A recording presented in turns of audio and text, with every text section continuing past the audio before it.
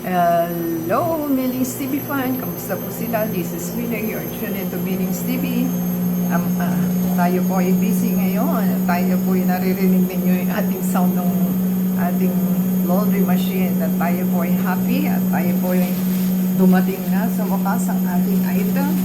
Ang ating item po is imported. So ito po ay pagkatagal-tagal.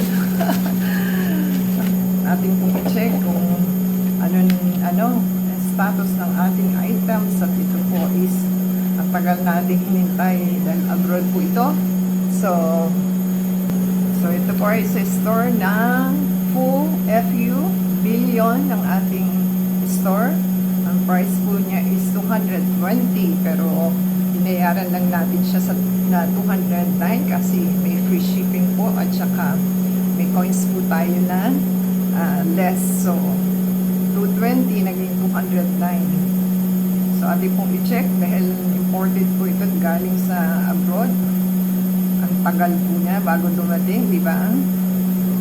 Yan po ang ating experience sa ating items. So kung 26 siya, 26 at 7 at 8 9 30 31 1, 2, 3, 4 10 days bago po dumating kasi August na po ngayon. So yan po ang ating experience sa ating items. So i-check po natin. So ating pong isanitize ang ating item at ito po is galing pa ng abroad. So ang bigat niya pala ha. Ito po kasi is boots para po meron na tayong protection sa ating baha dahil for the first time po gagamit tayo nito dahil ang hirap po, hindi ka lalabas. So yan po ang ating item. So naka-plastic pero wala siyang bubble wrap. So ating pong i-check kung tama po ba ang ating item. Yan ang klaseng style ng ating item. So diba ating pong i-check. Nangangamoy plastic pa. Ayan. Yan na po ang ating boots. Kita nyo na po. Ganyan siya. Ayan. Ganyan ang design. Ang tanong kung tama ba ang ating size. So, size 40. Tama naman po. 40. Ayan. 40, size 7. So, yan po ang ating items.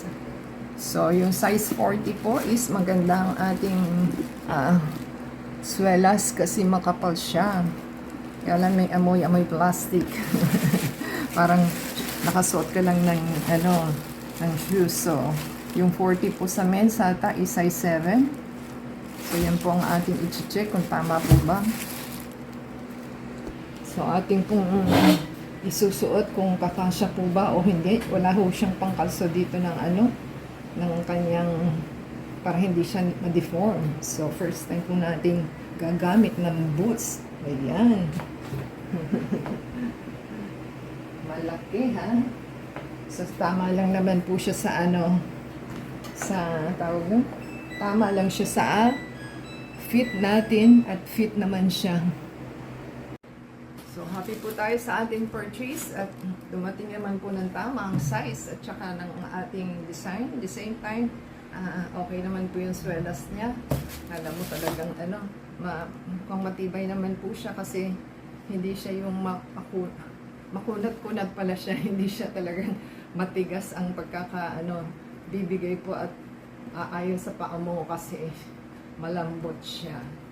So, thank you seller and delivery guys at ating pong natanggap na yung ating items. The same time, support po sa ating channel to play the ads and video and the same time para kung ma-monetize tayo. At the same time, paki-subscribe po, comment down below at i-shoutout natin inyong mga names and channels for the next video and paki-add po sa ating Facebook, Twitter, TikTok and Instagram. Until next time po, bless everyone.